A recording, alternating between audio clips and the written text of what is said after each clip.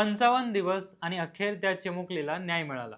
संपूर्ण महाराष्ट्र हादरवणाऱ्या नसरापूर अत्याचार आणि हत्या प्रकरणात मोठी अपडेट समोर आली आहे. पुणे जिल्हा सत्र न्यायालयाने आरोपी भीमराव कांबळेला दोषी ठरवलं असून त्याच्यावरील सर्व गंभीर आरोप सिद्ध झाले आहेत.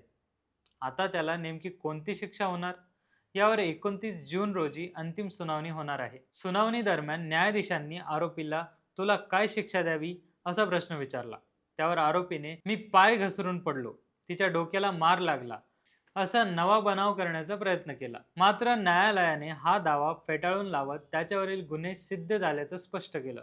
सरकारी वकिलांनी आरोपीला कोणताही पश्चाताप नसल्याचं सांगत त्याच्यासाठी मृत्यूदंडाची मागणी केली आहे.